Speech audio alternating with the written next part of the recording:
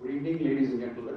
I welcome you to this press briefing by Foreign Secretary Shri Vikram Mishri on the ongoing developments around Operation Sindoor. We are also joined by Colonel. स्वागत है और मैं सबसे पहले अनुरोध करूंगा colonel Sophia Qureshi से कि वो आपको आज तड़के सवेरे से हुई घटनाओं से अवगत कराएं। Colonel Qureshi. Thank you sir. नमस्कार।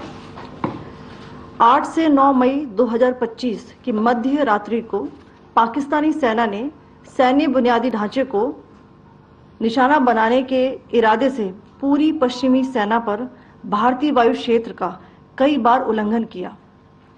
यही नहीं बल्कि पाकिस्तानी सेना ने नियंत्रण रेखा पर भारी कैलिबर वाले हथियारों से गोलीबारी भी की। अंतर्राष्ट्रीय सीमा और नियंत्रण रेखा पर लेह से लेकर सर क्रीक तक 36 स्थानों पर 300 से 400 लगभग ड्रोनों का इस्तेमाल घुसपैठ का प्रयास करने के लिए किया गया। भारतीय सशस्त्र बलों ने काइनेटिक्स व नॉन काइनेटिक साधनों का उपयोग करके इनमें से कई ड्रोन्स को मार गिराया। इतने बड़े पैमाने पर हवाई घुसपैठों का संभावित उद्देश्य वायु रक्षा प्रणालियों का परीक्षण करना और खुफिया जानकारी इकट्ठा करना था। ड्रोन के मलबे की फोरेंसिक जांच की जा रही है। प्रारंभिक रिपोर्ट्स से पता चलता है कि वे तुर्की के असीस गार्ड सोंगर ड्रोन्स हैं। इसके उपरांत रात में पाकिस्तान के एक सशस्त्र यूएवी ने भटिंडा सैन्य स्टेशन को निशाना बनाने की कोशिश भी की, जिसे पकड़ा गया और उसे निष्क्रिय कर दिया गया। पाकिस्तानी हमले के जवाब में पाकिस्तान में 4 हवाई रक्षा स्थलों पर सशस्त्र ड्रोन्स लॉन्च किए गए। इनमें से एक ड्रोन एडी रडार को नष्ट करने में सक्षम रहा। पाकिस्तान ने जम्मू कश्मीर के तंगधार, उरी, पुंछ, मेंढर, राजौरी, अखनूर और उधमपुर में भारी कैलिबर आर्टिलरी गन और सशस्त्र ड्रोन्स का उपयोग करके नियंत्रण रेखा के पार गोलीबारी भी की, जिसके परिणाम स्वरूप भारतीय सेना के कुछ जवान हताहत हुए और घायल हुए। भारतीय जवाबी कार्रवाई में पाकिस्तानी सेना को भी बड़ा नुकसान पहुंचाया गया। इसके अलावा पाकिस्तान का गैर जिम्मेदाराना व्यवहार फिर से सामने आया। 7 मई 2025 को रात 8:30 बजे एक असफल अकारण ड्रोन और मिसाइल हमला करने के बावजूद पाकिस्तान ने अपना नागरिक हवाई क्षेत्र बंद नहीं किया। पाकिस्तान अपने नागरिक विमानों को ढाल के रूप में इस्तेमाल कर रहा है, जबकि उसे अच्छी तरह से पता है कि भारत पर उसके हमले से हवाई रक्षा की तीव्र प्रतिक्रिया होगी। यह भारत और पाकिस्तान के बीच अंतर्राष्ट्रीय सीमा के पास उड़ान भरने वाले अंतर्राष्ट्रीय उड़ानों सहित नागरिक विमानों के लिए सुरक्षित नहीं है। यहां स्क्रीन शॉट में पंजाब सेक्टर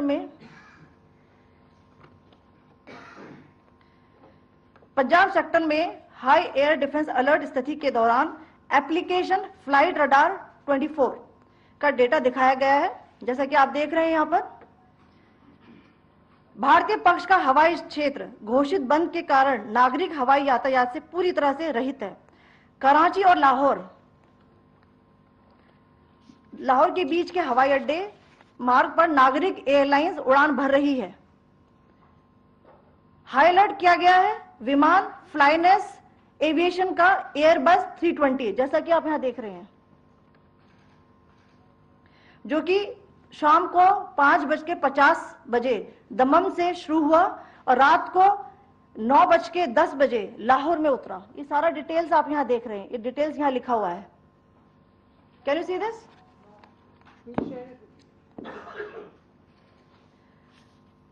भारतीय वायुसेना ने अपनी प्रतिक्रिया में काफी संयम दिखाया और इस प्रकार अंतर्राष्ट्रीय नागरिक विमान सेवा की सुरक्षा सुनिश्चित की।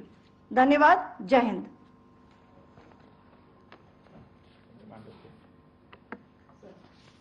Good afternoon to you all.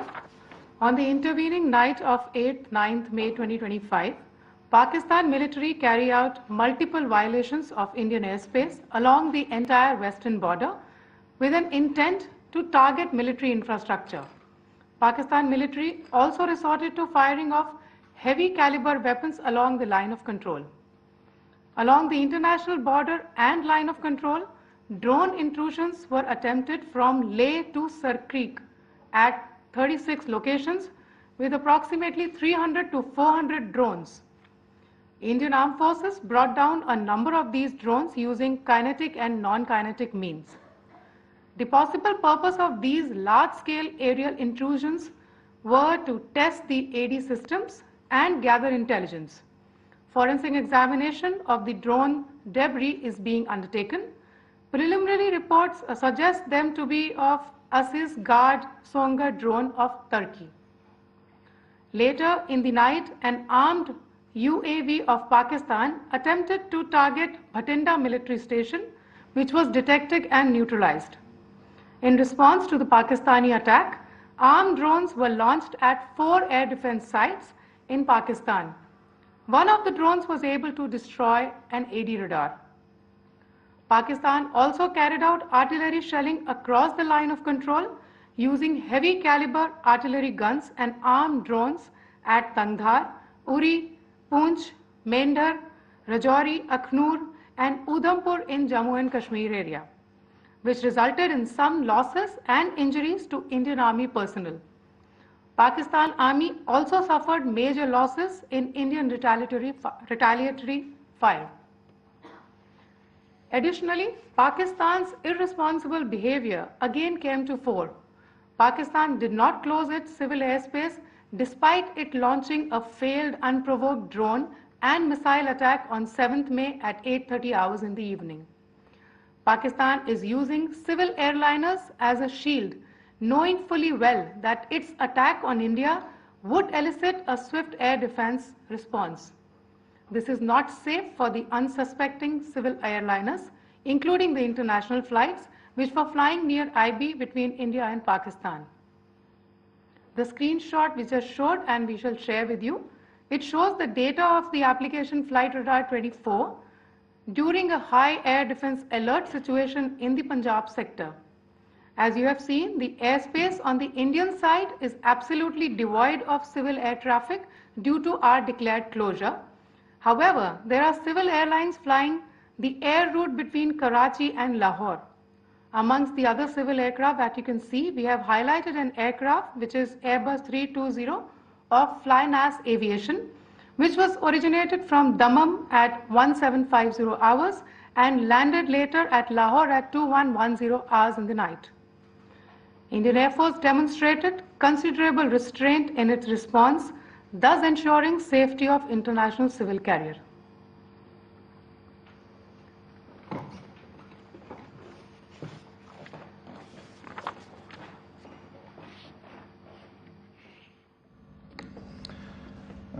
Thank you, Colonel Qureshi, Wing Commander Singh. I have just a few points to share in addition.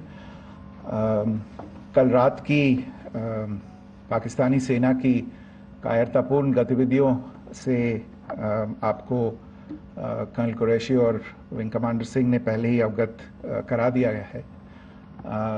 These provocative and escalatory actions that were taken by Pakistan last night were targeted at Indian cities and civilian infrastructure, in addition to some military targets. The Indian Armed Forces responded proportionately, adequately and responsibly. ये जो हमले हुए कल रात को भारतीय सैन्य इकाइयों ने पर्याप्त रूप से और एक जिम्मेदाराना रुख अपनाते हुए इन हरकतों का उत्तर दिया. What I want to underline is that the official and blatantly farcical denial of these attacks that Pakistan carried out by the Pakistani state machinery is yet another example of their duplicity and the new depths that they are plumbing in their quest for disinformation. The other point in the same vein is Pakistani claims that they did not target or attack any religious places. You would recall that yesterday I shared with you an incident related to the attack on a Gurdwara in Punch. Instead of owning up to these attacks, Pakistan made the preposterous and outrageous claim that it was the Indian Armed Forces and the Indian Air Force that was targeting cities like Amritsar and trying to put the blame on Pakistan. This is nothing but a desperate attempt by Pakistan to disown its acts of aggression, but it is also true to type in its effort to deceive and mislead the world. It will not succeed. The Gurdwara in Punch in particular was attacked by Pakistan, and some local members of the Sikh community, including a Ragi of the Gurdwara, lost their lives in this incident, as I shared yesterday. TV पर आप इस हमले के चित्र देख सकते हैं. In addition, that we would attack our own cities is the kind of deranged fantasy that only the Pakistani state can come up with. Perhaps they do it because they are well versed in such action, as their history would show. The last point I wanted to make this evening is again this disinformation that is coming from Pakistan about India targeting the Nankana Sahib Gurdwara through a drone attack. This is again yet another blatant lie and part of Pakistan's disinformation campaign. As we saw in the Pahalgam attack, Pakistan is again trying desperately to impart a communal hue to the situation with an intention to create discord. Again, we are not surprised. India's steadfast unity in itself is a challenge to Pakistan. Let me stop there. I have time only for a few questions and be happy to try and answer them. First, I call Siddharth. Siddharth, please. Hi, sir. I'm Siddharth from Beyond. So this is Siddharth, behind, please. The other Siddharth. Yes. Hi, sir. I'm Siddharth from CNN News 18. Sir, I only want to know from you the status of Kartarpur corridor. Is it open or not? If you can. I think you're all aware of the situation along the entire India-Pakistan border and the areas around the line of control. In view of the existing security scenario, the services of the Kartarpur Sahib corridor have been suspended till further directions. We'll update you as and when there is a change in the situation. You have a question here, Rishabh? So, good evening, Rishabh from Times Now. So, you spoke about religious places being hit in Jammu. There's another religious place which is a Carmelite nun church that has been hit. What do you have to say about it? If you can explain that. Yeah, actually, we do have some information about this extremely regrettable and condemnable incident. During heavy shelling across the line of control in the early morning of 7th May, a shell fired from Pakistan landed just behind the Christ School run by the Carmelites of Mary Immaculate congregation in Punch. Tragically, the shell fired from Pakistan hit the home of 2 students of the Christ School. Both students unfortunately lost their lives and their parents were severely injured. Another Pakistani shell struck a Christian convent of nuns belonging to the congregation of the Mother of Carmel, damaging water tanks and destroying solar panel infrastructure. Several priests, nuns, school staff and local residents took refuge in an underground hall beneath the Christ School during the shelling by Pakistan. The school happened to be closed at the time, fortunately. Otherwise, more losses would have occurred. Again, we have seen the Pakistani side targeting and shelling places of worship with a particular design. This includes gurdwaras, these convents and temples. This is a new low even for Pakistan.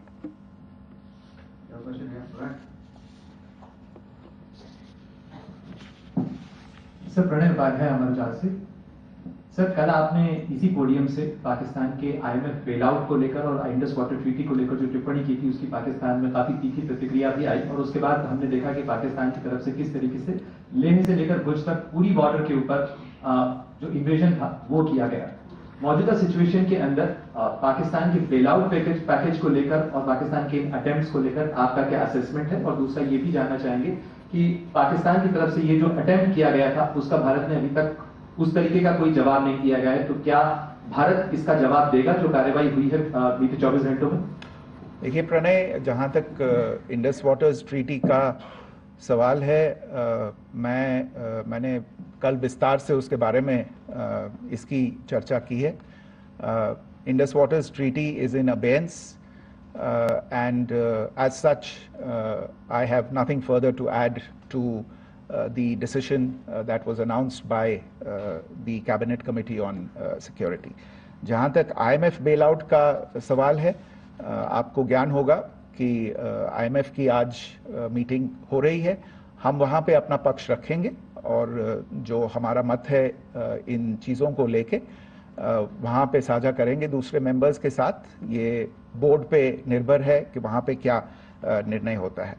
और जहाँ तक जो कार्रवाई हुई है उसका जवाब देने का जो आपने जो प्रश्न उठाया है, जो आज ब्रीफिंग हुई है, जो आपको सूचना मिली है, मैंने भी कहा है कि जो आज सवेरे तड़के सवेरे जो गतिविधियां हुई, भारत ने उनका एक जिम्मेदाराना पूर्ण तरीके से और एक पर्याप्त तरीके से उसका जवाब दे दिया है। सिद्धांत। Hi sir, Siddhant from Beyond.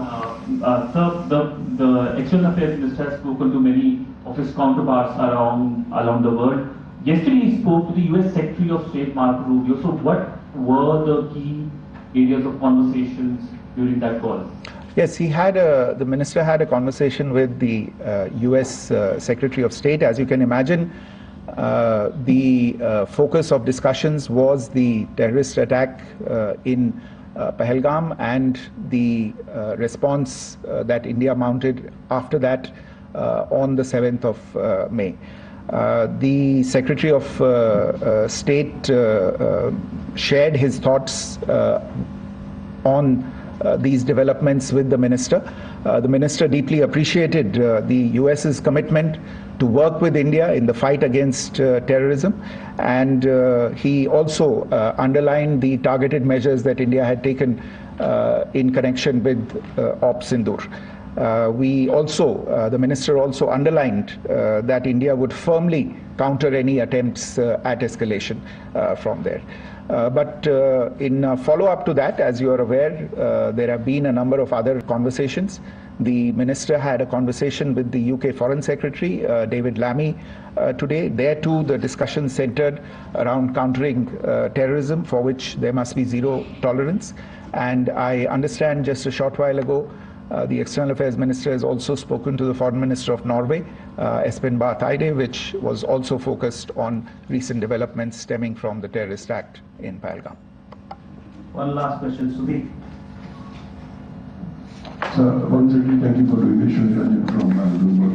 Once again, India had struck Pahalgam the other day, which is also connected with the murder of one of our journalists, Daniel Pearl. If you could give us an understanding of what exactly are the reports that you're getting. You're right. Bahawalpur is the headquarters of the Jaish-e-Mohammed terrorist group that is proscribed by the United Nations. Its leader, Maulana Masood Azhar, is a proscribed individual. It is you brought up the connection with the tragic death or killing of Daniel Pearl of the Wall Street Journal. The Jaish-e-Mohammed was in some way directly or indirectly responsible for the death of Daniel Pearl. but the real connection is through Ahmad Omar Saeed Sheikh, the British Pakistani jihadi who was held in India but was finally released in 2000, and he was the lured Daniel Pearl to his eventually leading to his murder. So these are all obviously connected figures, connected individuals, connected institutions, and the attack on Bahawalpur, on that facility of the Jaish-e-Mohammed in Bahawalpur is, I would imagine, a fitting part of this unfortunate incident. Thank you all. Thank you, sir. With that, we come to the closure of this press briefing. Thank you very much.